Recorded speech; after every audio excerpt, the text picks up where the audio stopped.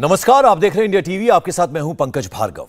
महाराष्ट्र का राजनीतिक संकट आज कई नए मोड़ ले सकता है। बागी विधायक बीजेपी के साथ मिलकर सरकार बनाने पर चर्चा कर रहे हैं। इसको लेकर आज दिल्ली में एक बड़ी मीटिंग होनी है। देवेंद्र फडणवीस इसके लिए दिल्ली पहुंच चुके हैं।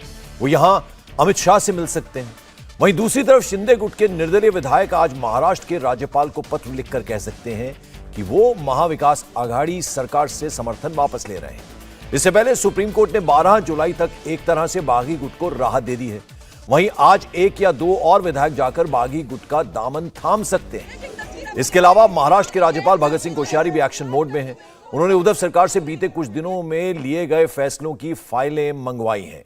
ये तस्वीरें आप देख रहे हैं, ये बागी गुट जो है गुवाहाटी में मौजूद हैं और गुवाहाटी में मौजूद शिवसेना के बागी विधायकों को उद्धव ठाकरे ने एक ओपन लेटर स्पीच लिखा है। बगावत के बीच उद्धव ने बागियों से बातचीत की अपील की है। उद्धव ने इस चिट्ठी में लिखा कि हम साथ बैठकर बातचीत के जरिए रास्ता निकाल सकते हैं। उद्धव ने एक बार फिर से दावा किया कि कई बागी विधायक उनके संपर्क में हैं। उद्धव ने लिखा कि गुवाहाटी के होटल में बैठे कई बागी मन से शिवसैनिक हैं और बागी विधायक अपना भ्रम दूर करके आगे का रास्ता निकाल सकते हैं। ये वो चिट्ठी है, ये वो ओपन लेटर है जो लिखा है उद्धव ठाकरे ने। उन्होंने लिखा, जय महाराष्ट्र, आप पिछले कुछ दिनों से गुवाहाटी में फंसे हुए हैं। आपके बारे में रोज नई जानकारी सामने आ रही है। आप में से कई लोग संपर्क में भी हैं। आप अभी भी दिल से शिवसेना में हैं। आप में से कुछ विधायकों के परिवार के सदस्यों ने भी मुझसे संपर्क किया और मुझे अपनी भावनाओं से अवगत कराया है। तो ये चिट्ठी लिखी है, ओपन लेटर लिखा है उद्धव ठाकरे ने। और राजेश कुमार इस वक्त हमारे साथ सीधे जुड़ रहे हैं, मातोश्री के बाहर वो मौजूद हैं। किस तरह से देखिए, एक बार फिर ये इमोशनल अपील की है उद्धव ठाकरे ने, एक ओपन लेटर लिखा है राजेश और तमाम बागी विधायकों को। बिल्कुल पंकज, हम जब से ये पूरा राजनीतिक उथल पुथल का खेल शुरू हुआ है, शिवसेना दो तरीके से उन बागी विधायकों तक पहुंचने की कोशिश कर रही है। एक तो इमोशनल अपील के जरिए और दूसरा डराने धमकाने की भी कोशिश अलग अलग नेता समय समय पर कर रहे हैं। तो यही दोनों जो कोशिशें हैं उसके जरिए उन विधायकों तक पहुंचने की कोशिश है। और इसी क्रम में उद्धव ठाकरे की ये अपील है, ये चिट्ठी है उन विधायकों तक। उद्धव ठाकरे ने इसमें साफ कहा है कि अभी भी वो उनको अपने परिवार का सदस्य मानते हैं और बतौर परिवार प्रमुख वो उनकी चिंता करते हैं। वो आ सकते हैं, मिलकर बैठकर बातें कर सकते हैं। लेकिन इसका असर उन विधायकों पर कितना पड़ता है ये देखने वाली बात होगी, क्योंकि इसके पहले जब जब ऐसे अपील की गई है वहां से जो खबरें आई उसमें साफ कहा गया कि पहले आप एनसीपी कांग्रेस से अलग हो, बीजेपी के साथ नाता जोड़ें, उसके बाद आगे बात होगी। पंकज बिल्कुल। और उसके अलावा राजेश, कई सारी खबरें सामने आ रही हैं। एक तो देवेंद्र फडणवीस दिल्ली में है, खबर यह भी मिल रही है कि एकनाथ शिंदे या तो दिल्ली या फिर मुंबई आ सकते हैं। और कुछ निर्दलीय विधायक जो कि शिंदे गुट के हैं वो राज्यपाल को लेटर लिख सकते हैं। बिल्कुल, देखिए तीन संभावनाएं जो हैं वो राजनीतिक जानकार या फिर जो पॉलिटिकल पार्टीज में हमारे सोर्सेज हैं वो बता रहे हैं। या तो बीजेपी फ्लोर टेस्ट के लिए कहे, या गवर्नर खुद सुमोटो लेके फ्लोर टेस्ट के लिए जाएं, या फिर एकनाथ शिंदे कैंप की तरफ से फ्लोर टेस्ट के लिए कहा जाए। ये तीन संभावनाएं जो हैं वो इस वक्त बताई जा रही हैं महाराष्ट्र में। इन सबके बीच में देवेंद्र फडणवीस के बंगले पर कल बड़ी मीटिंग हुई। भारतीय जनता पार्टी के महाराष्ट्र के तमाम बड़े नेता मौजूद थे। हालांकि जब मीटिंग खत्म हुई तो ये कहा गया कि वेट एंड वॉच की स्थिति होगी, लेकिन इसके बाद अगले रोज यानी कि आज के दिन देवेंद्र फडणवीस सीधे दिल्ली गए हैं। आला कमान से मीटिंग, और कहा यह भी जा रहा है कि एकनाथ शिंदे या तो दिल्ली जाएंगे या फिर मुंबई आएंगे, और दोनों जगह प्रयोजन ये होगा कि पहले वो फडणवीस से मिले और उसके बाद आगे का रुख जो है वो तय करें कि आगे करना क्या है। फ्लोर टेस्ट के लिए शिंदे कैंप जो है वो राज्यपाल से मांग करेगा या फिर बीजेपी की तरफ से ये मांग होगी। ये अगले 24 घंटों में ये तय होगा पंकज, और इसमें देवेंद्र फडणवीस और एकनाथ शिंदे दोनों प्रमुख किरदार होंगे। पंकज बिल्कुल। स्पीच मुंबई के अलीबाग में संजय राउत की पब्लिक मीटिंग होने वाली है। इसके लिए हमारे सहयोगी राजीव वहां पर मौजूद है, उनके पास सीधे चलते। राजीव, क्या इंफॉर्मेशन, क्या अपडेट? देखिए, अलीबाग में एक कार्यकर्ता सम्मेलन हो रहा है और यहाँ पर बड़ी संख्या में शिवसेना के जो तमाम कार्यकर्ता हैं, मैं आपको दिखा दूं कि हॉल में आ गए हैं। देखिए, ये वो सामने आपको तस्वीर दिखा देता हूँ। देखिए, हॉल के अंदर हजारों की भीड़ दिखाई देगी, जो कि रायगढ़ जिले के अंतर्गत आता है पंकज, ये अलीबाग इलाका। और यहाँ के तमाम कार्यकर्ताओं को जो है बुलाया गया है इस सम्मेलन में। संजय राउत और अनंत गीते, जो कि पूर्व केंद्रीय मंत्री हैं, वो संबोधित करेंगे। यहाँ पर देखिए, आपको अनंत गीते आ गए हैं, तस्वीरें आपको दिखाते। देखिए, पूर्व केंद्रीय मंत्री अनंत गीते वो यहाँ पर पहुंचे हैं और अभी संजय राउत भी इस सभा को संबोधित करेंगे। और दरअसल कोशिश यही है है कि अगर जिस तरह से विधायक टूट रहे हैं, जिस तरह से विधायक बागी हो रहे हैं, कहीं ना कहीं अब संगठन को लेकर भी डर सताने लगा है। इसीलिए आप पंकज जी ये नोटिस कर सकते हैं कि उन्हीं इलाकों में कार्यकर्ता सम्मेलन हो रहा है जहां जहां पर जो है जिन इलाकों के विधायक बागी बनकर इस वक्त गुवाहाटी में मौजूद हैं, और रायगढ़ जिले के भी जो विधायक हैं वो बागी हुए हैं, शिंदे कैंप में है। चूंकि शिंदे जो हैं रायगढ़ में बहुत ज़्यादा एक्टिव हुआ करते थे, यहाँ पर उनकी संगठन में भी अच्छी पकड़ है, यहाँ पर दूसरे जो पदाधिकारी उनसे भी अच्छी पकड़ है, विधायक बागी होकर उनके साथ मौजूद ही हैं। तो जाहिर बात है कि डर सता रहा है उद्धव ठाकरे को भी, बड़े पार्टी नेताओं को भी। अब कुल मिलाकर स्थिति यही है कि हर एक उस विधानसभा क्षेत्र में जाए, वहां के संगठन के कार्यकर्ताओं से जी बैठक करें, साथ साथ में उनमें जोश भरें, क्योंकि यहाँ पर बैकग्राउंड में आप आवाज सुन सकते हैं किस तरह से कार्यकर्ताओं का जोश बढ़ाने के लिए कुछ ऐसी बातें जरूर कही जाती है जिसपे कार्यकर्ता ताली बजाते हैं। बिल्कुल राजीव, अगर मैं संजय राउत का जिक्र करूं तो वो तीखे तेवरों के लिए जाने जाते हैं, उनके तंज बड़े खतरनाक होते हैं, और आज भी क्या उम्मीद करें कि उसी तीखे अंदाज में नजर आएंगे। लेकिन अब 2 ईडी के समन आ चुके हैं, आज भी एक समन गया है उनको, तो थोड़े से वो रुख जो है उसमें नरमी आई होगी उनके।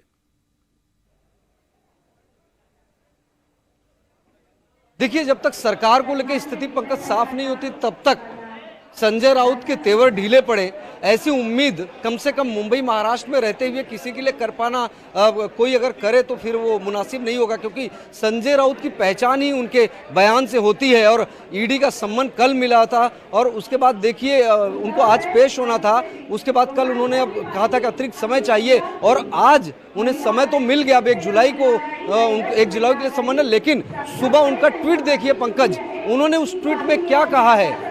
जो बात उन्होंने परसों दहिसर के कार्यकर्ता सम्मेलन में कही थी, वही बात कमोबेश आज संजय राउत ने अपने ट्वीट में कहा है कि जिहालत भरी जिंदगी से मौत बेहतर होती है। इस बात के मायने क्या निकाले जाएं? इस बात के मायने तो कमोबेश वही निकल रहे हैं जो बात परसों वो दहिसर में अपने कार्यकर्ता सम्मेलन में कह रहे थे। हालांकि लगातार वो अपने बयान के बाद में सफाई भी देते नजर आए, लेकिन चूंकि जब ये बातें मन से कही जाती है, हजारों की भीड़ में कही जाती है, तो कार्यकर्ताओं में जोश बढ़ता है, कार्यकर्ताओं में एक उत्साह पैदा होता है, लोग तालियां बजाते हैं और उससे समर्थन मिलता है। जाहिर बात है कि संजय राउत बहुत ही शार्प, बहुत ही तेज बुद्धि की दिमाग इंसान है और नेता है।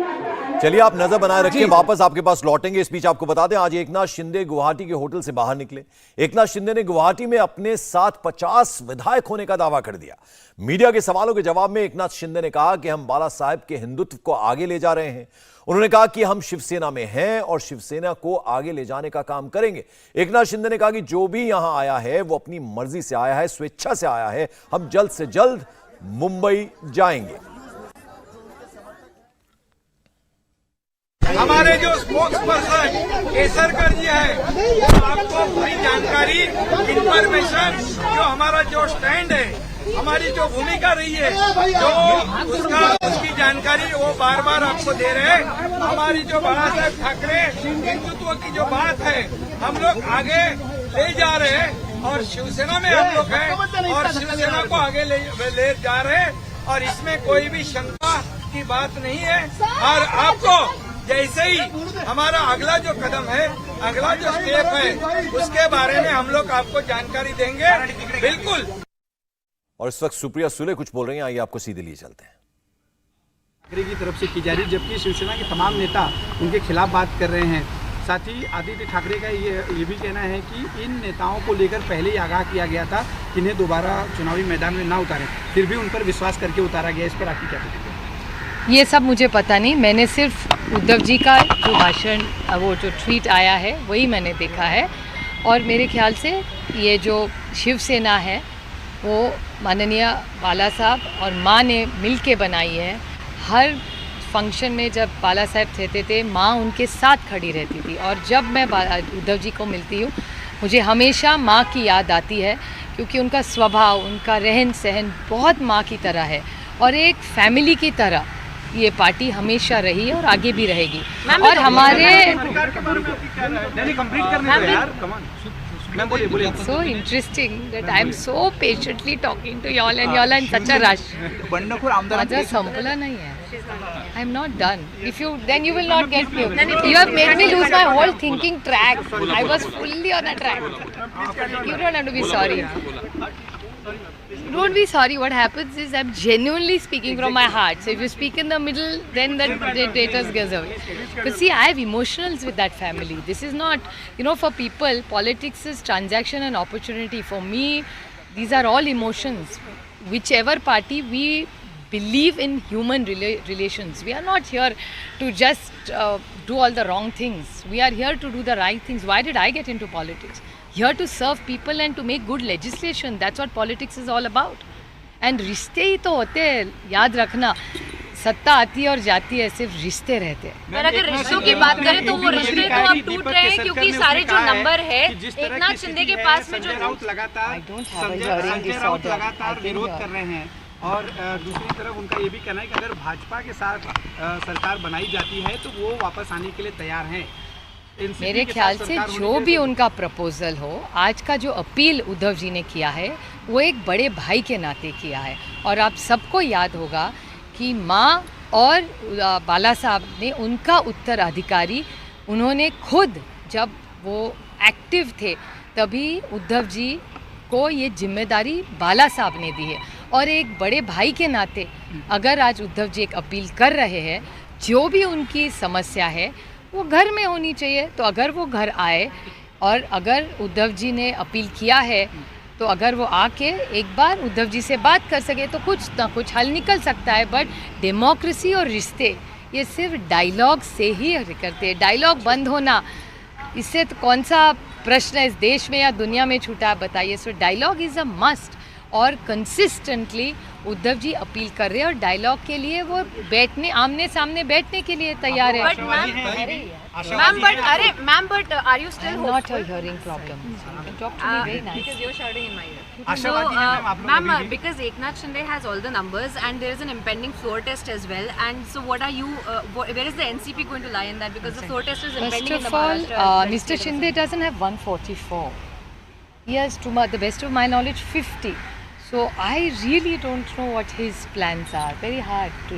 I mean, I won't be able to judge such a पर situation. अगर फ्लोर टेस्ट होता है महाराष्ट्र लेजिस्लेटिव असेंबली को लेके तो क्या इसमें प्रतिक्रिया रहेगी क्योंकि वो कह रहे हैं कि उनके पास I am not an astrologer, so I can't tell you what the numbers are. To the best of my knowledge, what I know from all of you, as well as what I read, I have limited information. My information is either through you or through the newspapers. And he has 50 according to what I say. And for Maharashtra Assembly, you need to cross 144. So I really can't be able to tell you or help you in a way that how he's going to reach their number. I have no access to any more information. आशावादी हैं महोदय, आप लोग के पवार साहब लगातार बोल रहे हैं उद्धव ठाकरे 21 तारखेलाच खरं तर राजीनामा देणार होते. त्यांना शरद पवारांनी थांबवलं, अशा पद्धतीची चर्चा. क्या मी तुम्हाला खरं सांगू, मला ह्याची माहिती नाही.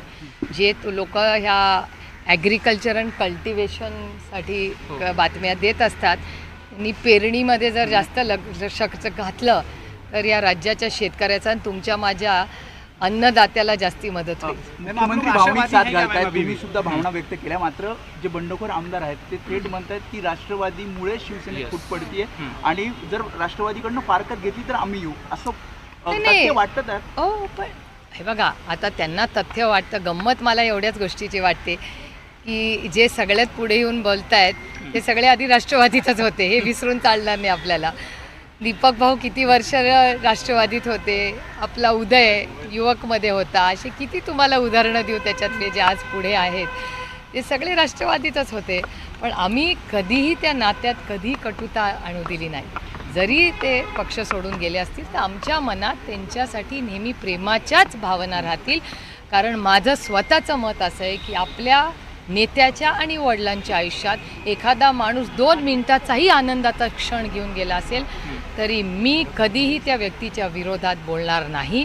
कारण माझ्या आईची आणि मला महाराष्ट्राच्या संस्कृतीची जाणीव आहे की ज्या नात्यामध्ये कधीतरी आपण एकत्र एका ताटात जेवलं असू, त्या मिठाला जागायची सवय किंवा माझी स्वतःची संस्कृती आहे, हेच छत्रपतींनी मला शिकवलेलं आहे. त्याच्यामुळे वेदना एकाच गोष्टीच्या होतात की ज्या लोकांनी अनेक वर्ष राष्ट्रवादीत होते त्यानंतर ते सेनेत गेले तरी आम्ही त्याचा नेहमी मान सन्मानच केला आणि प्रेमाचंच नातं ठेवलं. आणि माझ्या मनात त्यांच्या सगळ्यांबद्दल कालही प्रेम होतं, आजही आहे आणि उद्याही आहे. खात्यांमध्ये फेरबदल झालेला आहे. उदय सामंत यांची खाती आदित्यनं दिलेली आहेत आणि मात्र चंद्रकांत कुलकर्णी म्हणतात की आधी मुख्यमंत्र्यांनी नवाब मलिक यांचा राजीनामा घ्यावा, मग फेरबदल करावा. बरोबर आहे. ज्या काही मागण्या असतील त्या टेलिव्हिजनवरनं नाती आणि सरकार चालत नाही. तो समोरासमोर तुम्ही काय म्हणता, आपण भारतरत्न डॉक्टर बाबासाहेब आंबेडकरांचं नाव घेतो, संविधानाचा सार्थ आपल्याला अभिमान आहे, तर संविधानाच्या मार्गाने जायला नको का?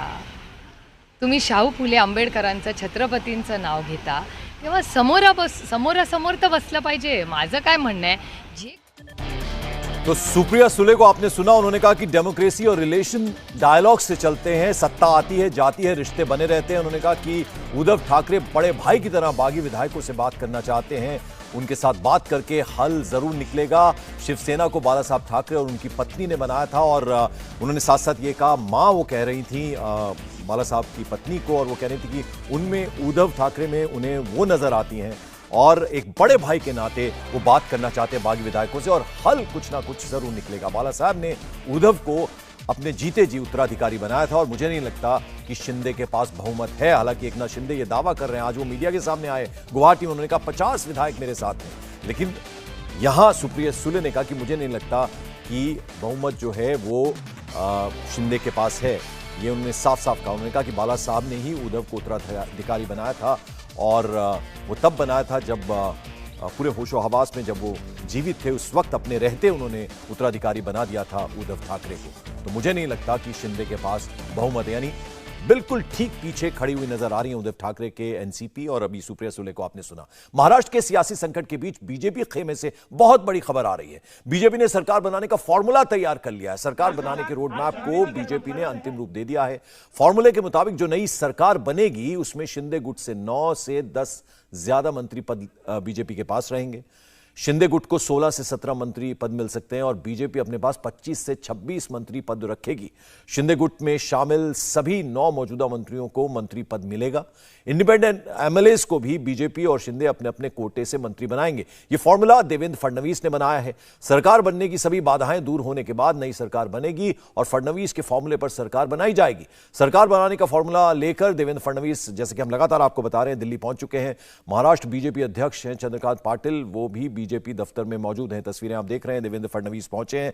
पूरा फॉर्मूला जो बना है उस फॉर्मूले के साथ इस वक्त देवेंद्र फडणवीस दिल्ली में हैं और खबर आ रही है कि वो अमित शाह से भी मुलाकात करने वाले हैं. एक बार फिर हम आपको बता दें, फडणवीस ने जो नया फॉर्मूला बनाया है उसके मुताबिक नई सरकार में 25 से 26 मंत्री बीजेपी कोटे से होंगे और शिंदे गुट से 16 से 17 मंत्री बनाए जा सकते हैं. दोनों ही खेमे में जो भी इंडिपेंडेंट हैं, निर्दलीय हैं, उनको अपने अपने कोटे से बीजेपी और शिंदे गुट मंत्री पद देंगे. तो ये फॉर्मूला लगभग तैयार है. आपकी टेलीविजन स्क्रीन पर आप देख सकते हैं 16-17 मंत्री शिंदे गुट से होंगे जबकि 25 से 26 मंत्री बीजेपी से होंगे और इंडिपेंडेंट जो एमएलएज हैं, जो शिंदे गुट के समर्थक हैं, उनको भी दोनों ही दल अपने अपने कोटे से मंत्री पद दे सकती है. तो ये रास्ता जो है, ये फॉर्मूला बनाया है देवेंद्र फडणवीस ने, इसको तैयार किया इस फॉर्मूले को और अभी दिल्ली पहुंचे हैं. होम मिनिस्टर अमित शाह से, उसके अलावा बीजेपी अध्यक्ष जेपी नड्डा से भी मुलाकात करेंगे देवेंद्र फडणवीस. तो जबरदस्त हलचल महाराष्ट्र में जो सियासी संकट है उसका अब कहीं ना कहीं हल खोजने की कोशिश है और देवेंद्र फडणवीस इस वक्त दिल्ली में है और ये जो फॉर्मूला लेकर वो आए हैं इसको लेकर मिलेंगे अमित शाह से और साथ ही साथ बीजेपी अध्यक्ष जेपी नड्डा से भी मुलाकात करने वाले हैं. तो ये जो फॉर्मूला होगा वो गवर्नमेंट कैसी होगी, इसमें एकनाथ शिंदे गुट से 16 से 17 मंत्री हो सकते हैं जबकि 25 से 26 मंत्री वो बीजेपी कोटे से होंगे और डिप्टी सीएम बनाया जा सकता है एकनाथ शिंदे को, ये भी खबर आ रही है. इस बीच देवेंद्र फडणवीस के साथ महेश जेठमलानी भी दिल्ली पहुंचे हैं. मुंबई में सरकार बनाने के लिए इस वक्त दिल्ली पहुंचे हैं देवेंद्र फडणवीस. तो बड़ी खबर आपको बता दें, मुंबई में सरकार बनाने की तैयारी अब हो रही है. देवेंद्र फडणवीस इस वक्त महेश जेठमलानी के साथ दिल्ली पहुंचे. तस्वीरों में हम आपको दिखा रहे हैं और जो नया फॉर्मूला बना है सरकार का वो भी हमने अभी आपको दिखाया कि 16 से 17 मंत्री वो एकनाथ शिंदे कोटे से होंगे और शिंदे गुट से होंगे और उसके अलावा 25 से 26 मंत्री बीजेपी कोटे से होंगे और जो इंडिपेंडेंट एमएलए जो सपोर्ट कर रहे हैं उनके भी मंत्री होंगे और वो दोनों ही यानी बीजेपी और एकनाथ शिंदे गुट जो है वो अपने अपने कोटे से उन्हें जगह देगा.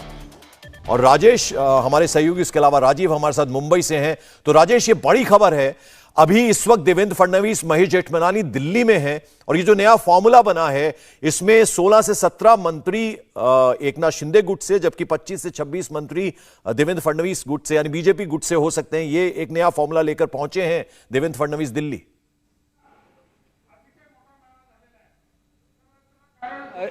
शिवसेना के जो बागी एमएलएज हैं वो पहले सूरत गए और गुवाहाटी गए, तब से बीजेपी कैमरे के सामने यानी कि पर्दे के आगे आके कुछ भी बोलने को तैयार नहीं है। लेकिन जितने भी भारतीय जनता पार्टी के नेता हैं, खास करके महाराष्ट्र के और उसमें देवेंद्र फडणवीस, वो लगातार मीटिंग्स कर रहे हैं और लगातार रणनीति जो है वो तैयार कर रहे हैं कि कैसे ज्यादा से ज्यादा एमएलएज जो हैं शिवसेना के वो एकनाथ शिंदे तक पहुंचे। ये पर्दे के पीछे से काम चल रहा है और यही इसी सिलसिले में ये जो फॉर्मूला है ये तय किया गया है कि शिंदे ग्रुप के कितने मंत्री होंगे और साथ ही भारतीय जनता पार्टी के कितने मंत्री होंगे। देवेंद्र फडणवीस के करीबियों से जो हमारी बात हुई है उसमें साफ है कि बीजेपी सरकार बनाने को लेकर बड़ी फूक फूक के कदम रख रही है, लेकिन इतना बीजेपी के अंदर तय है कि अगले कुछ दिनों में सरकार बननी है, शिंदे ग्रुप के साथ मिलकर ही सरकार बनानी है और शिंदे कैंप को ही वो असली शिवसेना मानते हैं। उनका राजेश, जरा एक चीज और जानना चाहूंगा मैं आपसे, दूध का जला जो है वो छाछ भी फूक फूक कर पीता है। देवेंद्र फडणवीस जो है इस बार बहुत ध्यान रखना होगा उनको।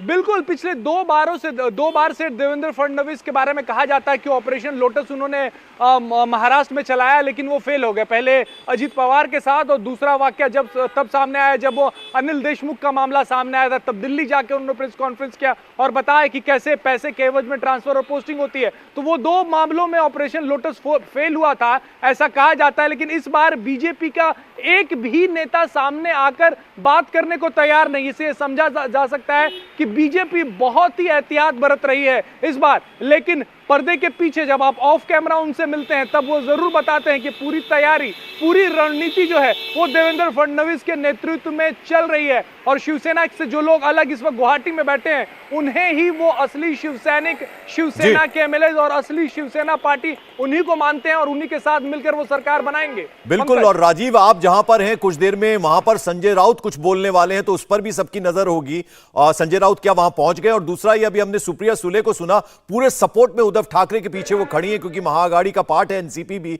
उन्होंने कहा कि शिवसेना जो है वो उद्धव ठाकरे की है क्योंकि वो बड़े भाई की तरह अपील कर रहे हैं, जो इमोशनल अपील का खुला खत उन्होंने लिखा है। और उन्होंने कहा कि बाला साहब की वो पार्टी थी, अपने जीते जी उन्होंने उत्तराधिकारी बनाया था उद्धव ठाकरे को।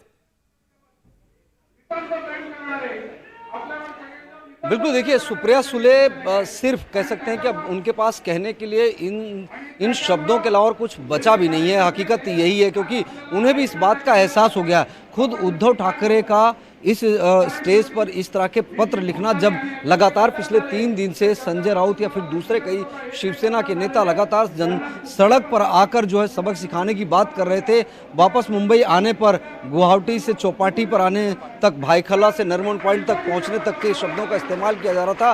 तो जाहिर बात है कि उन बातों का मतलब जो मुंबई महाराष्ट्र में रहते हैं सिर्फ वही समझते हैं, ऐसा नहीं है। तो देश भर में तमाम लोग इन बातों का मतलब समझते हैं कि संजय राउत क्या कहना चाह रहे हैं। उसका असर भी देखने को मिला था। अब जो बात सुप्रिया सुले कह रही हैं, सुप्रिया सुले सिर्फ और सिर्फ एक सहानुभूति जरूर जता सकती है क्योंकि इस एमबीएस सरकार का गठन उनके पिता यानी कि शरद पवार की अगुवाई में किया गया था। उन्होंने उद्धव ठाकरे को बतौर सीएम ठीक है राजीव, आप नजर बनाए रखें। राजेश, आपके पास भी हम लौटेंगे जब आपके पास कुछ और अपडेट आएगा। तो आपसे कुछ देर पहले सुप्रिया सुले मीडिया से मुखातिब हुई। उन्होंने माना कि एकनाथ शिंदे के पास 50 विधायक हैं। साथ ही साथ उन्होंने कहा कि सत्ता आती जाती रहती है, रिश्ते हमेशा रहते हैं। उन्होंने कहा कि उद्धव बागियों से बात करने को तैयार है और साथ ही साथ बड़े भाई की तरह वो अपील कर रहे हैं। मैंने सिर्फ उद्धव जी का जो भाषण, वो जो ट्वीट आया है वही मैंने देखा है और मेरे ख्याल से ये जो शिवसेना है वो माननीय बाला साहब और माँ ने मिलके बनाई है। हर फंक्शन में जब बाला साहब रहते थे माँ उनके साथ खड़ी रहती थी और जब मैं उद्धव जी को मिलती हूँ मुझे हमेशा माँ की याद आती है क्योंकि उनका स्वभाव, उनका रहन सहन बहुत माँ की तरह है और एक फैमिली की तरह ये पार्टी हमेशा रही है और आगे भी रहेगी। एंड रिश्ते ही तो होते हैं, याद रखना, सत्ता आती है और जाती है, सिर्फ रिश्ते रहते हैं। जो भी उनका प्रपोजल हो, आज का जो अपील उद्धव जी ने किया है वो एक बड़े भाई के नाते किया है। और आप सबको याद होगा कि माँ और बाला साहब ने उनका उत्तराधिकारी, उन्होंने खुद जब वो एक्टिव थे तभी उद्धव जी को ये जिम्मेदारी बाला साहब ने दी है। और एक बड़े भाई के नाते अगर आज उद्धव जी एक अपील कर रहे हैं, जो भी उनकी समस्या है वो घर में होनी चाहिए, तो अगर वो घर आए और अगर उद्धव जी ने अपील किया है तो अगर वो आके एक बार उद्धव जी से बात कर सके तो कुछ ना कुछ हल निकल सकता है। बट डेमोक्रेसी और रिश्ते ये सिर्फ डायलॉग से ही करते हैं। डायलॉग बंद होना, इससे तो कौन सा प्रश्न इस देश में या दुनिया में छूटा है बताइए। So dialogue is a must और कंसिस्टेंटली उद्धव जी अपील कर रहे हैं और डायलॉग के लिए वो बैठने, आमने सामने बैठने के लिए तैयार है। इस बीच शिंदे गुट का एक और वीडियो सामने आया है। इसमें अपने तमाम साथी विधायकों से विचार विमर्श करते नजर आ रहे हैं एकनाथ शिंदे। तो ये आप तस्वीरें देख रहे हैं, सबके चेहरों पर मुस्कुराहटें हैं। ये नया वीडियो सामने आया। इससे पहले साफ कहा मीडिया के सामने कि हम शिवसेना में ही हैं, हम हिंदुत्व का मुद्दा आगे ले जा रहे हैं और उन्होंने जल्दी ही मुंबई जाने की बात भी कही।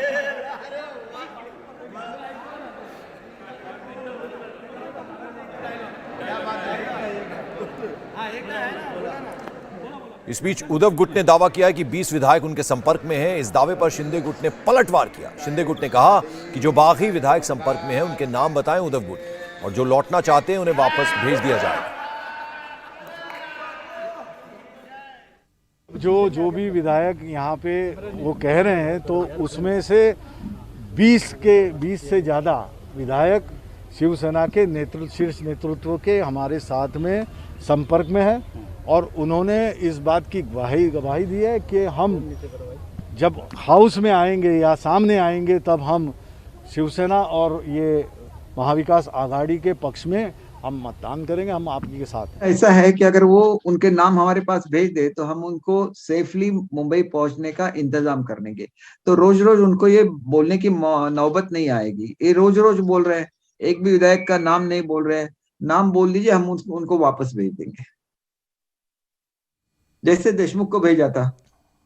बड़ी खबर आपको बता दें, महाराष्ट्र में संकट के बीच पहली बार देवेंद्र फडणवीस बीजेपी राष्ट्रीय अध्यक्ष जेपी नड्डा से मिलने पहुंचे हैं। और जैसा कि जानकारी मिल रही है वो ये कि थोड़ी ही देर बाद गृहमंत्री अमित शाह से भी मिलने वाले हैं देवेंद्र फडणवीस। अभी जैसे कि हम आपको बता रहे हैं, बीजेपी के राष्ट्रीय अध्यक्ष जेपी नड्डा से मिलने पहुंचे देवेंद्र फडणवीस। और जैसा कि हम आपको लगातार ये बता रहे हैं कि एक फॉर्मूला लेकर अपने साथ आए हैं जिसमें 16 से 17 जो विधायक हैं, जब सरकार बनेगी तो हो सकते हैं शिंदे गुट के, जबकि 25 से 26 विधायक बीजेपी के हो सकते हैं, बीजेपी गुट से हो सकते हैं। हमारे साथ हमारे तमाम सहयोगी लगातार बने हुए हैं। राजेश इस वक्त हमारे साथ हैं। राजेश, पहुंचे अभी जेपी नड्डा से मिलने के लिए देवेंद्र फडणवीस? बिल्कुल, देखिए खाका तैयार कर लिया गया है कि किस तरीके से एमवीए की सरकार, महाविकास अघाड़ी की सरकार गिरानी है और किस तरीके से बीजेपी और शिंदे ग्रुप, जिसे बीजेपी शिवसेना कहती है, असली शिवसेना कहती है, उसको मिलाकर कैसे सरकार बनानी है, ये खाका तैयार कर लिया गया है। और इसके बाद ही देवेंद्र फडणवीस यहाँ से दिल्ली गए हैं, जेपी नड्डा से मिल रहे हैं, बाद में अमित शाह से भी मिलेंगे और वहां से क्या गो हेड मिलता है, वहां से क्या उन्हें जानकारी दी जाती है, किस तरीके से आगे बढ़ना है, वो जब उन्हें जानकारी मिल जाएगी आला नेतृत्व से, उसके बाद वो फिर से मुंबई का रुख करेंगे। इस बीच में ये भी खबर आ रही है कि एकनाथ शिंदे भी दिल्ली जा सकते हैं, वहां पर वो देवेंद्र फडणवीस से मुलाकात कर सकते हैं, बीजेपी के आला नेताओं से मुलाकात कर सकते हैं। ये खबरें भी बीच में आ रही हैं। तो यही सब जानकारी देने के लिए कि आखिरकार महाराष्ट्र में चल क्या रहा है, कितने विधायक जो हैं वो शिवसेना के पास अभी बचे हैं, कितने विधायक जो हैं वो एकनाथ शिंदे के कैंप में मौजूद हैं, जानकारी लेकर खाका बनाकर अगले सरकार की वो देवेंद्र फडणवीस दिल्ली पहुंचे हैं और अपने। और राजेश, जिस तरफ आप इशारा कर रहे थे, सब कुछ फूंक फूंक कर कदम चल रही है बीजेपी इस बार, यानी कोई भी कोना खाली नहीं रहना चाहिए। बहुत सीक्रेटली सारा काम हो रहा है। अभी तक कोई कमेंट, बयान नहीं आया किसी भी नेता का? बिल्कुल नहीं, सिर्फ कल एक ही बयान आया सुधीर मुनगंटीवार का, वो भी उन्होंने बड़ा जनरल सा बयान दिया कि हम वेट एंड वॉच की स्थिति में है। जबकि देवेंद्र फडणवीस के बंगले पर या भारतीय जनता पार्टी के दफ्तर में लगातार पिछले 6-7 दिनों से मीटिंग्स का दौर चल रहा है। कोई भी महाराष्ट्र का ऐसा बड़ा नेता नहीं होगा जो इस वक्त मुंबई में नहीं होगा और वो मीटिंग नहीं कर रहा होगा। ये लगातार हमने देखा है। और साथ ही बीजेपी ने अपने एमएलएज को भी मुंबई आने को कहा है, महाराष्ट्र से बाहर जाने को नहीं कहा है। तो ये सारी चीजें इशारा करती हैं कि बीजेपी अब सरकार बनाने को लेकर बहुत आश्वस्त है, लेकिन अभी भी वो फूक फूक कर कदम रख रही है, कम से कम मीडिया के सामने आके या आगे बढ़कर कुछ भी करने से बच रही है। लेकिन कम से कम अंदर खाने में बीजेपी ने आश्वस्त है कि अगली सरकार जो है वो बना सकती है। और जानकारी इस वक्त देवेंद्र फडणवीस जेपी नड्डा को दे रहे होंगे। जी पंकज, तमाम जो नेता हैं वो संजय राउत हो, उन्होंने लगातार खुले से ये बोला है कि आए तो सही मुंबई में, फ्लोर टेस्ट तो हो। तो वो जो धमकियां एक तरह की होती हैं उसका क्या जवाब बीजेपी के नेता देते हैं वहां पर, और जो शिंदे गुट के कुछ वहां पर तमाम समर्थक हैं, नेता हैं, वो क्या बोलते हैं इस पे? देखिए, इनका साफ कहना है कि ये बीजेपी जो है वो पुरानी बीजेपी नहीं है, और ये जो शिवसेना है वो पुरानी शिवसेना नहीं है। भारतीय जनता पार्टी के नेता लगातार इस बयान को आगे रखते, जैसे ही धमकी भरे बयान आए शिवसेना के नेताओं की तरफ से कि मुंबई आके देखें, या शरद पवार की तरफ से कि मुंबई आके देखें, तब बीजेपी के नेताओं से जो हमारी बात हुई, उनका साफ कहना था कि हम पुराने वाले बीजेपी नहीं है, और ये शिवसेना जो है वो पुरानी वाली शिवसेना नहीं है कि इतना जो इनका धमकी है वो उससे डर जाएंगे। हमने अभी हाल में देखा, जब ये घटनाक्रम, राजनीतिक घटनाक्रम घटा है, शिवसेना के बागी एमएलए जो बागी हुए, उसके बाद सड़क पर अगर उतरने वाले शिवसैनिकों की संख्या मैं आपको बताऊं तो बेहद कम थी। यही अगर आप 10 साल 15 साल पहले अगर इस तरीके की बगावत होती थी तो पूरे मुंबई को एक तरीके से बंद कर दिया जाता था। लेकिन इस बार उस तरीके से आक्रामक विरोध। ठीक है राजेश, जरा गुवाहाटी चलते हैं, आनंद पांडे वहां पर मौजूद हैं। आपसे मैं जानना चाहूंगा आनंद, क्या वहां किस तरह की हलचल है इस वक्त?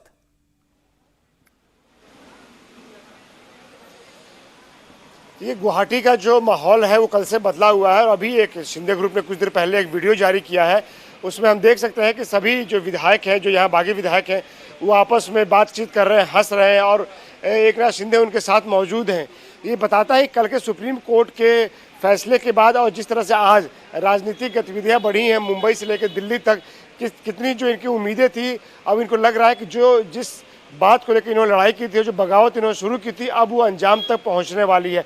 और ऐसे में अब इनकी नज़र है कि जो दिल्ली में जो मुलाकात हो रही है देवेंद्र फडणवीस की जेपी नड्डा से, उसके बाद बाकी बीजेपी के नेताओं जो मुलाकात होगी, उसका जो मैसेज यहाँ पर आएगा, उसके बाद यहाँ के नेता जो है वो अगला कदम उठाएंगे। लेकिन इतना जरूर है कि गुवाहाटी का जो मौसम है वो कल के बाद बदल गया, माहौल बदल गया है। अब एकनाथ शिंदे के ग्रुप के जो भी विधायक उन सबकी बॉडी लैंग्वेज बदली हुई है, उनका आत्मविश्वास बढ़ा हुआ है। आनंद, जरा समझाएं कि जो सवाल मैंने अभी राजेश से किया था कि जो धमकियां मिलती हैं संजय राउत की तरफ से, आए तो मुंबई में, फ्लोर टेस्ट तो करवा के दिखाएं, उसका क्या जवाब है? क्योंकि हम देख रहे हैं देवेंद्र फडणवीस तो महेश जेठमलानी को लेकर पहुंचे हैं दिल्ली, तो वो अंदर ही खाने से पूरे तरीके से फॉर्मूला तैयार कर लिया गया है, कानूनी पेचीदगियां जो हो सकती हैं उससे भी निपटने की पूरी तैयारी है। इसका क्या जवाब यहां मिलता है शिंदे गुट से? जी बिल्कुल, तैयारी पूरी हो चुकी है राजनीतिक तौर पर लड़ने की, भावनात्मक तौर पर लड़ने की, और यही वजह है कि महेश जेठमलानी के साथ देवेंद्र फडणवीस वहाँ पहुंचे थे। उनको मालूम था कि आगे भी कुछ कानूनी पेचीदगियाँ हो सकती है, उसकी काट क्या होगी, उसका तोड़ क्या होगा, उसको लेकर क्या आगे रणनीति बनाने, तमाम बातों पर जो चर्चा लगभग पूरी हो चुकी है। और आपको बता दें यहाँ के जो विधायक हैं, इनका कहना है कि अब वो दिन गए कि जो धमकी पहले दी जाती थी, अब उसके दिन निकल चुके हैं। क्योंकि जो भी आपने देखा होगा 2-3 दिन में महाराष्ट्र की सड़कों पे, थाने में और बाकी जगहों पे आपने देखा होगा कि शिवसैनिक छोड़िए, एकनाथ शिंदे के समर्थक, बाकी विधायकों के जो समर्थक हैं वो आगे बढ़कर जश्न मना रहे हैं, और अगर कुछ शिवसैनिक उनको रोक रहे हैं तो उसका वो जवाब दे रहे हैं। यानी कि अब इनको ये मैसेज देने में कामयाब हो गए हैं कि असली शिवसेना जो है, ये मैसेज चला गया शिवसैनिकों में कि असली शिवसेना जो है वो एकनाथ शिंदे के गुट की है। क्योंकि जो विचारधारा और जो जिस हिंदुत्व की बात पहले शिवसेना करती थी जब बाला साहब ठाकरे थे, उसके साथ कहने के समझौता कर लिया गया। और यही वजह है कि आज की तारीख में जो शिवसैनिक थे वो नाराज थे उद्धव ठाकरे से, उनकी कार्यशैली से, और एनसीपी और कांग्रेस के साथ गठबंधन करने से। तो ऐसे में जो भी हमको सड़कों पर भी मिल रहा है, दिल्ली से लेकर मुंबई तक जो देखने को मिल रहा है, उससे साफ पता चल रहा है कि एकनाथ शिंदे ने जो ये चाल चली है पूरा सोच समझ के चली है। एक एक कदम को पहले से कई बार प्लान किया गया है, सोचा समझी रणनीति है, और उसके साथ वो उसको एग्जीक्यूट कर रहे हैं। और अब वक्त आ गया है कि अब उस प्लान को जो प्लान है उसका आखिरी चाल जो होती है उस चलने के बस वेट किया जा रहा है। बिल्कुल राजेश, मैं आपसे समझना चाहूंगा, मेरे दो सवाल हैं आपसे। एक तो ये कि जो शिंदे गुट है वो पूरे महाराष्ट्र को एक तरह से रिप्रेजेंट करता है, यानी ग्रामीण अंचल जहां बहुत स्ट्रांग है शिवसेना, वो विधायक ज्यादातर हैं, और यहां सिर्फ जो उद्धव ठाकरे के गुट में लोग हैं वो सिर्फ मुंबई सेंटरिंग ज्यादा है। और दूसरा, कानून व्यवस्था, लॉ एंड ऑर्डर एक मेजर कंसर्न रहेगा जब शिंदे गुट पहुंचेगा मुंबई, तो उससे निपटने की किस तरह की तैयारियां हैं? बिल्कुल, देखिए अगर हम शिंदे ग्रुप की बात करें तो उनके पास, अगर एमएलएज की मैं बात करूं तो मुंबई से 4 एमएलएज हैं, ठाणे से 3 हैं, रायगढ़ से 3 हैं, वेस्टर्न महाराष्ट्र यानी कि पश्चिम महाराष्ट्र से 5 एमएलएज हैं, मराठवाड़ा से 8 एमएलएज हैं, विदर्भा से 3 एमएलएज हैं, विदर्भ से, नॉर्थ महाराष्ट्र से 6 एमएलएज हैं और कोकण से 2 एमएलएज, यानी कि पूरे महाराष्ट्र से हम ये नहीं कह सकते कि किसी एक जगह के, किसी महाराष्ट्र के किसी एक हिस्से के एमएलएज उनके पास हैं, पूरे महाराष्ट्र के हर एक हिस्से से एमएलएज उनके पास मौजूद हैं। शिवसेना के पास इस वक्त जो ज्यादातर एमएलएज हैं वो मुंबई से ताल्लुक रखते हैं, मुंबई बेस्ड एमएलएज हैं। तो एकनाथ शिंदे अगर ये कहते हैं कि वो पूरे महाराष्ट्र को रिप्रेजेंट करते हैं तो इसमें गलत नहीं होगा, और लगातार उनके पास एमएलएज जो है वो जाते रहे। अगर उदय सामंत की बात करें तो 3 दिन पहले तक वो उद्धव ठाकरे के साथ हर मीटिंग में मौजूद थे और वो भी वहां पे पहुंच गए, यानी कि कुछ तो है एकनाथ शिंदे कैंप में, उनकी बातों में, जो यहां से एमएलएज जो है वो खिंचते जा रहे हैं। और एकनाथ शिंदे कैंप से लगातार कहा जा रहा है कि और एमएलएज आएंगे। हालांकि उद्धव ठाकरे कैंप से भी यही दावा किया जा रहा है कि उनके तरफ बात 15 से 16 एमएलएज जो है वो संपर्क में है, लेकिन जमीन पे जो स्थिति दिख रही है वो एकनाथ शिंदे के कैंप के तरफ पक्ष में दिख रही है, क्योंकि एमएलएज यहां से लगातार वहां जा रहे हैं। अगर कानून व्यवस्था की हम बात करें पंकज, तो मुंबई में मुंबई पुलिस चाक चौबंद है, उसने हर जगह सुरक्षा के इंतजाम किए हैं और पहले भी कर रखे थे जब से एमएलएज यहां से वहां गुवाहाटी गए तब से। लेकिन इसके बावजूद भी दफ्तरों में तोड़फोड़ हुई, घरों में तोड़फोड़ हुई। इसके बाद केंद्रीय अर्धसैनिक बलों को 15 विधायकों को Y+ सिक्योरिटी देनी पड़ी और वहां सीआरपीएफ तैनात करना पड़ा है। तो राज्यपाल ने भी यूनियन सेक्रेटरी को लिख रखा है कि जरूरत पड़ सकती है, सीआरपीएफ की जरूरत पड़ सकती है एमएलएज को सुरक्षा देने के लिए। तो केंद्र भी तैयार है। हालांकि सुप्रीम कोर्ट के कल के फैसले में भी ये कहा गया है कि राज्य सरकार जिम्मेदार होगी। जो 38-39 एमएलएज बैठे हैं गुवाहाटी में, अगर वो मुंबई लौटते हैं या नहीं भी लौटते हैं तो उनके परिवार की जिम्मेदारी जो है, सुरक्षा की जिम्मेदारी राज्य सरकार की होगी, राज्य पुलिस की होगी। इसके बाद से मुंबई पुलिस, राज्य पुलिस थोड़ी चौकस जरूर हुई है। पंकज। बिल्कुल आनंद, मेरे आपसे भी 2 सवाल हैं। एक तो ये कि जो ये महत्वपूर्ण मीटिंग इस वक्त चल रही है, देवेंद्र फडणवीस मिलने पहुंचे महेश जेठमलानी के साथ जेपी नड्डा से, और उसके बाद अमित शाह से भी मिलने का प्रोग्राम है, तो आज कुछ अनाउंसमेंट सुनने को मिल सकती है? और दूसरा, ये जो विधायक यहां हैं इनको बिल्कुल एकदम किलेबंदी के तहत रखा गया, आप लोगों से मिलने की छूट है, सारा दिन का व्यतीत कैसे होता है? देखिए, जो विधायक यहाँ गुवाहाटी में है उनको किसी से मिलने की छूट नहीं है। जो विधायक जिस फ्लोर पे रुका हुआ, 3 फ्लोर पे इन विधायकों को रुकाया गया है और हर फ्लोर पे जो विधायक रुका वो उस फ्लोर से सीधा नीचे लॉबी में, यानी कि जो एक हॉल है वहीं तक आ सकता है। और वो हॉल है, अगर आपको मुलाकात करनी किसी विधायक को, अगर वो 3rd फ्लोर पे है तो वो सीधा अपने रूम से निकलकर लिफ्ट के जरिए उस हॉल में आएगा। उस हॉल में वो किसी विधायक से मुलाकात कर सकता है और उसकी की जो है वो और किसी ना फ्लोर पर जा सकता है ना किसी और रूम में जा सकता है। और जो आपको बता दें कि इन विधायकों की यहाँ पे पूरा इनका ध्यान रखा जा रहा है। 2 दिन पहले विधायकों ने शिकायत भी की थी कि वो महाराष्ट्र के खाने को मिस कर रहे हैं, तो उनके लिए यहाँ पर मराठी खाने की व्यवस्था की गई है। तो उनको एक तरह से किलेबंदी में रखी गई है, लेकिन उनको एक खुश रखने की कोशिश। और जो दूसरा सवाल था आनंद मेरा, और साथ ही साथ ये भी कोशिश की जा रही कि वो किसी दूसरा सवाल था जो मेरा वो ये दूसरा सवाल है कि जैसे महेश जेठमलानी जी बोलिए। जी बिल्कुल, देवेंद्र फडणवीस और जेपी नड्डा की मुलाकात चल रही है। इस मुलाकात का इंतजार था क्योंकि बीजेपी आला कमान अब जो फाइनल जो गो अहेड देगा, जो प्लान था उनका महाराष्ट्र को लेकर, जिसपे पिछले बताया जा रहा है कि 2 से 3 महीने पहले से उस पर काम चल रहा था। हालांकि बताने को तो ये भी कहा जा रहा है कि लगभग 6 महीने पहले से ये प्लान चल रहा था और 1.5 महीना पहले ही ये बता दिया गया था महाराष्ट्र के माफ़ कीजिएगा असम के एक बड़े नेता को कि गुवाहाटी में आपको विधायकों के लिए एक होटल करके रखना। 15 दिन पहले ये बता दिया गया था। तो इससे पता चलता है कि बीजेपी आलाकमान कितने दिन पहले से इसकी फुल प्लानिंग कर रहा था। और अब फाइनल क्लियरेंस जो है वो जेपी नड्डा के साथ जो देवेंद्र फडणवीस की मीटिंग चल रही है उसमें मिलेगी। और अमित शाह जो कि इस पूरे मामले को देख रहे हैं, एक एक अपडेट, एक एक रणनीति वो अमित शाह देख रहे हैं। उनके साथ जब इस बैठक के बाद मुलाकात होगी देवेंद्र फडणवीस की, और बताया जा रहा है कि उसके बाद जो प्लानिंग है वो उसको अब आखिरी रूप दिया जाएगा, उसको एग्जीक्यूट किया जाएगा। उस बैठक का बस हमको इंतजार है कि देवेंद्र फडणवीस और अमित शाह की मीटिंग हो, और उसके बाद यहाँ पे एक मैसेज आएगा जो बागी विधायक यहाँ बैठे हुए हैं, और एक मैसेज मुंबई में जाएगा। आनंद, बड़ी बात यह भी है कि जो दूध का जला होता है छाछ भी फूक फूक पर पीता है। तो एक सबक लिया है, एक नहीं दो बार लिया है देवेंद्र फडणवीस ने, बीजेपी ने। महाराष्ट्र की अगर हम बात करें तो इंतजाम जो है ये फॉर्मूला फूल प्रूफ होना चाहिए, तो उस पर बहुत ध्यान देगी बीजेपी। जी बिल्कुल ध्यान देगी नहीं, बीजेपी ध्यान दे रही है। और जो पिछले 6-7 दिन से हम देख रहे हैं कि एक एक स्टेप जो उठाया जा रहा है बागी विधायकों की तरफ से या देवेंद्र फडणवीस की तरफ से, वो बाकायदा दिल्ली से डायरेक्ट किया जा रहा है। भले देवेंद्र फडणवीस को एकनाथ शिंदे के साथ मुलाकात करनी हो, अमित शाह से वडोदरा में वो फैसला हो, या फिर यहाँ पे बागी विधायकों को कैसे रखना है वो फैसला हो। असम के 2 मिनिस्टर्स की यहाँ ड्यूटी लगाई गई है शिफ्ट में। वो मिनिस्टर यहाँ पर होटल में आते हैं और इसी होटल में वो रहते हैं अपनी शिफ्ट होने तक। उनको ये इंश्योर करने के लिए कहा गया है कि जो भी विधायक हैं यहाँ पर वो खुश रहें, उनको किसी तरह दिक्कत ना हो, साथ ही साथ वो किसी और से बात ना कर सके, यानी कि कोई उनमें फिर से कोई टूट ना हो सके। और साथ ही साथ हमको आपको ये भी बता दें कि कल जैसे सुप्रीम कोर्ट का फैसला आया था, बागी विधायकों को राहत मिली थी, तो यहाँ पर बागी विधायकों ने अपने आसपास अपनी तरफ से तैयारी कर ली थी। पटाखे तक मंगा लिए गए थे। प्लानिंग ये थी कि मराठी मीडिया को अंदर बुलाकर पटाखे छोड़े जाएंगे और जश्न मनाया जाएगा। लेकिन उसके ठीक पहले, ये जश्न मनाते, पटाखे फोड़ते, मीडिया को अंदर बुलाते, उसके ठीक पहले दिल्ली से एक फ़ोन आया और ये कहा गया कि अभी जश्न मनाने का वक्त नहीं है, अभी आधी जीत है और पूरी जीत का इंतजार करिए और जश्न मत मनाइए। उसका पूरे प्लान को कैंसिल कर दिया गया।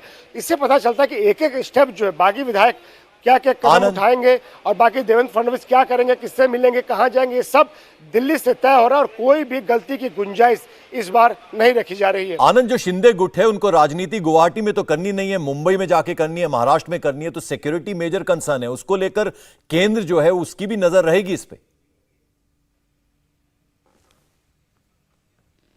बिल्कुल, उसी के तहत सीआरपीएफ का सुरक्षा कवर दिया गया है विधायकों के जो परिवार है महाराष्ट्र में। उसके अलावा गवर्नर की तरफ से भी चिट्ठी लिखी गई है।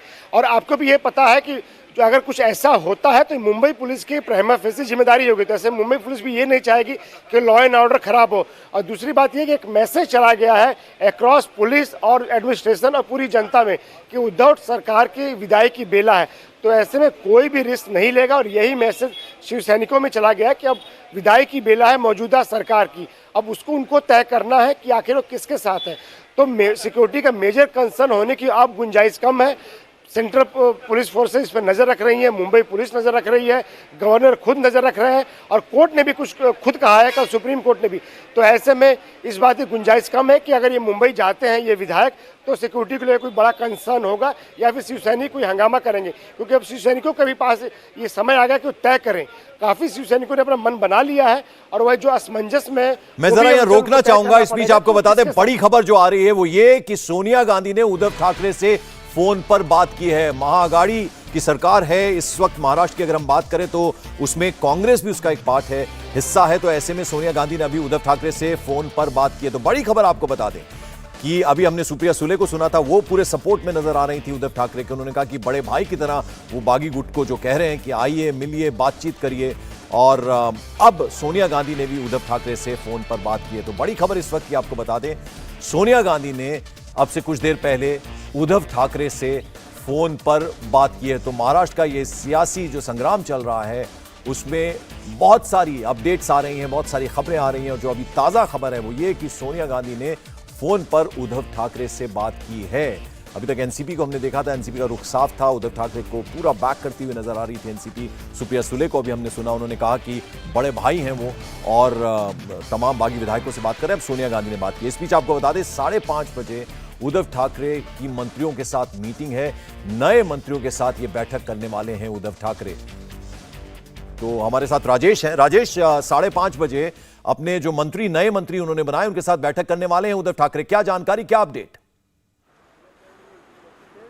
बिल्कुल, देखिए इस कैबिनेट मीटिंग में उद्धव ठाकरे हों या अजीत पवार, दोनों ऑनलाइन जुड़ने वाले हैं। उद्धव ठाकरे अपने घर मातोश्री से ऑनलाइन जुड़ेंगे, जबकि अजीत पवार जो है वो कोविड ग्रस्त हैं इस वक्त, तो वो भी ऑनलाइन जुड़ेंगे। वो अपने भी घर में इस वक्त क्वारंटाइन है, तो वहां से ऑनलाइन जुड़ेंगे। जो नए मंत्री हैं, नया मंत्रालय उन्हें मिला है, इस बाबत बात होनी है। उसमें सुभाष देसाई भी हैं, जिन्हें इस बार शिवसेना ने एमएलसी तक नहीं बनाया, क्योंकि उनके उम्र का हवाला देके उन्हें एक तरीके से रिटायर करने की कोशिश की गई थी। लेकिन अब फिर से उन्हें नया मंत्रालय दे दिया गया है, यानी कि एकनाथ शिंदे का भी मंत्रालय उन्हें दे दिया गया है। वो भी इस मीटिंग में मौजूद रहेंगे। उद्धव ठाकरे कहीं ना कहीं कॉन्फिडेंस अपने लोगों में, अपने नेताओं में वो जगाने की कोशिश कर रहे हैं, और ये भी उसी के तरफ एक बढ़ता हुआ कदम है। जी बिल्कुल। और आनंद, अब जिस तरह से देखे सोनिया गांधी अब क्या बात करेंगी उद्धव ठाकरे से? पंजाब चला गया, अब अगर यहां सरकार चली जाती है तो कांग्रेस यहां से भी गई, अब बचा राजस्थान और छत्तीसगढ़। अब ऐसे में क्या बात करेंगी? सुप्रिया सुले ने भी जो कहा है उससे भी समझ आता है कि एक तरह का सपोर्ट दिखाना हो गया, होने वाला कुछ है नहीं। बिल्कुल, और यही बात अगर पहले कर दी गई होती, पहले इतना ध्यान रख दिया गया होता, तो सरकार की ये नौबत नहीं आती और विधायक भागते नहीं।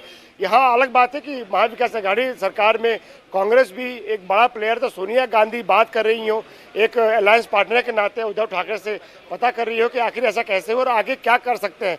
इंडिया टीवी हर वक्त हर जगह डाउनलोड करने के लिए सर्च करें India TV news Google play store या ऐप स्टोर पर।